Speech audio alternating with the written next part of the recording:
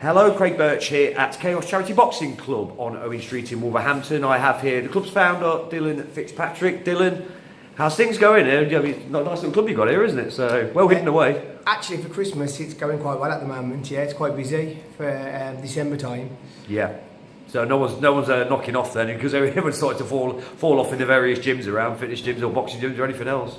People are actually attending more. The ones that have done the charity boxing don't want to lose too much of their steam and their boxing ability, so they're staying training so they can have a bit of a bender at Christmas and then come back strong. Of course, but it's only about a month ago since your last show. Was it November the 18th, I think, something like that? November the 19th. Yes, Sunday, Sunday, right. wasn't it? So yeah, Sunday. Yeah. So you're very pleased with that show. Very pleased with how it went. That show was awesome. It's one of the first times we've had such a big crossover from the charity boxing to 5 of our fighters fighting against another club. Or was it 7? There was 7 fighters, fighting against another club. That's right. Yeah. Have you kept the lads stayed in the gym after that, or have some of them had a bit of a break before coming back? All of them stayed in the gym. That's good. So these guys, are they going to fight again? It's worth mentioning as well, your next show is at the same place, Jack Sport. It's March the 24th. March the 24th, which is a Saturday, isn't it? Saturday, yeah. And all these lads are going to be back in action on that show, will they? Yes, and we'll try and get them matched outside against a few different clubs, which is the hard part, because I've dealt a lot of kickboxing clubs. So now I'm trying to make small bridges with different people to bring other fighters in. Problem is, you don't get them fighting with each other in the club to see if it's an ideal match or not. Of course. So that's the only one problem that we have, but they're all game. Of course. So who are these gentlemen then that you speak of? They're going to be in action on the next show. There's a Chris Howell, he's fighting, this will be his 5th fight. We have an Ashley Bates, he's got a fight in between on a Craig Tipton show, and if he wins that, he gets a title shot in the summertime. He's fighting. There is Anne's going to be fighting, a girl called Ravina's going to be fighting, possibly a Natalie Timms, a Richard Cottrell, if I can get them matched up. So I'll start put the feelings out early January, and we'll go from there. Yeah, it's exciting to have your next show set and have that time to prepare. You know, that's the one thing you're not always granted in boxing, isn't it? In boxing organising. The charity boxing, we've already had a few people sign up, but on the outside of that, I've had a few people come to me and say, we want to be on the next show. So as soon as Christmas is out of the way, we're straight on the phone to these people, starting to match make, sending them videos, they'll send me videos, we'll go, yeah, that's a nice match, and we'll get that one on. Yeah. So word is getting round then, isn't it? Everywhere I go, I was uptown on the weekend, and obviously I was about to leave, and I go, no, you're the guy that runs Chaos, aren't you? He was like, I am indeed, yeah. And he's like, yeah, I've heard a lot about you. We've had a lot of media coverage over the last week. Yes, I saw, the Express and Star, but the Chronicle titles did something for you as well. The radio as well, wasn't it? Radio, WCOFM.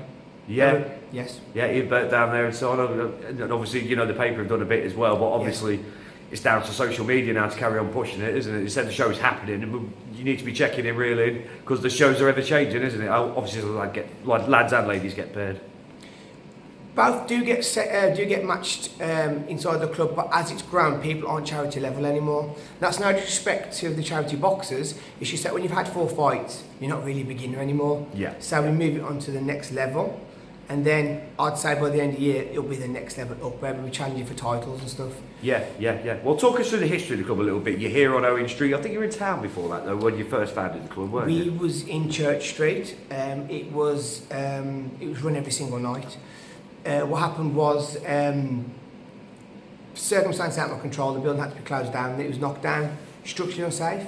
Okay. So, well, it probably needs to get out of there then, and all that. It actually was collapsing. The steel structure was gone. So we had to vacate. We trained in a few different places, and then my brother set up here for me. So we just had our first child. So I had to take us a few backward steps, and then I just got asked to start running boxing classes. So we went from there, started doing the boxing classes, and then my mum came to me and says, why don't you start doing your own charity boxing? Because I've been a coach for another organisation. So I says, yeah, let's give it a go. My mum came forward with the money and goes, here, go for it. She didn't ask any questions, she goes, there's the money, get it all rolling, which meant leaflets, media coverage, buying all the equipment in, head guards. On the night time we have the same ounce gloves, we have 4 pairs, 2 black, 2 purple, so no one's at a disadvantage or an advantage. And then we just match people up and just give me the money. I rented the ring and away we went. Of course, and that was quite some time ago now, wasn't it? So it probably feels like an age ago now, doesn't it? When we first started, it was in the September time we started doing the enrolment. The first show was the 29th of October, which was a day before Halloween, I believe. We had a Halloween party afterwards. Yeah. But it went very well. It went bigger than I ever imagined. Of course. I had no confidence in running a show. I've never done one before. But I've got 23 years experience of kickboxing and boxing. And then just went from there, really. Yeah, what made you make the decision to sort of focus on the boxing more than the kickboxing side of things? It is to do with supply and demand. People want to do more boxing. You get people coming in, they're 45 and they can't lift their legs up and they're going, I would rather box than kickbox, I can't lift my leg up. So we appeal to all different spectrums, down from 16-year-olds up to people. I think my cousin George Scott, he's 48. He loves it. He goes light on the spine because you can't take too many knocks. Absolutely loves it. Weight loss, frustration. He goes home a better person. I've got another guy, John Farley. He's 53, I believe.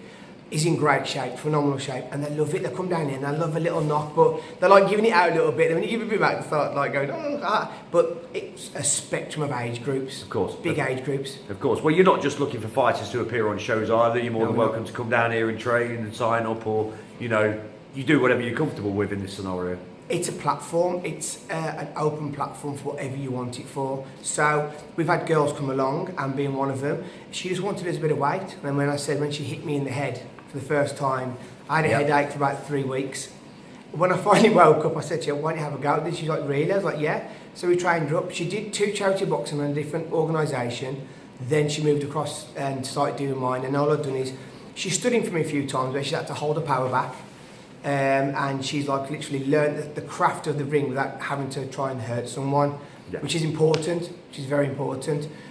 Of course, and obviously I've just looked at your sign as well, you know, one blue glove, one pink glove. Is, you know, are you finding with women's boxing, ladies boxing, you're getting a lot, just as much interest as you are from gentlemen as well that want to come and have a go? Because it's very, very popular just now, isn't it? Charity boxing is the platform, but because they see Anne, they're like, oh, if Anne can do it, we can do it. And then when they see Anne giving me a run for my money, they're like, well, 2 years ago, Anne was like a bigger size.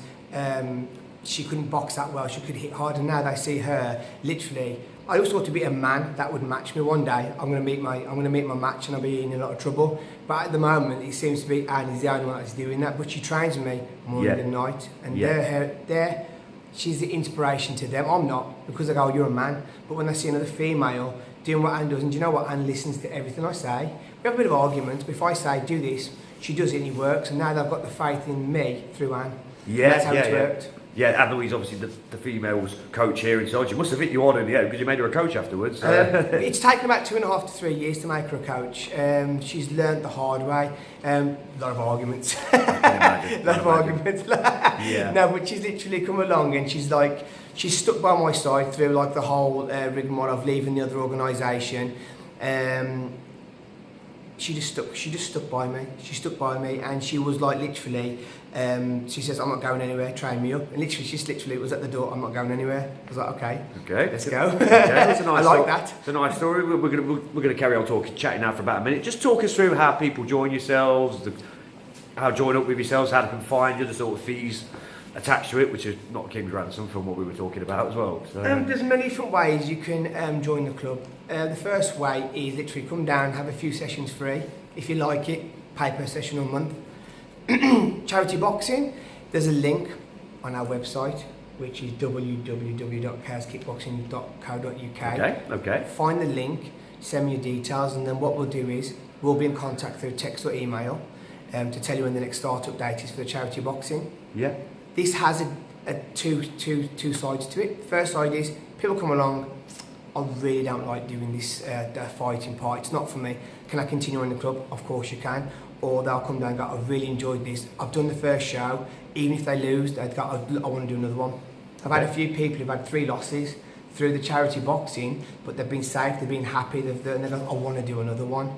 And it's a massive, massive thing for someone to do, and they have our support. Oh, okay, interesting. Well, that's all very good. We're going to be down and doing a few more videos, but obviously that's a very good place to start. Dylan, thanks very much for your time. Thank you very We'll talk to you again very soon. Excellent, thank you very much.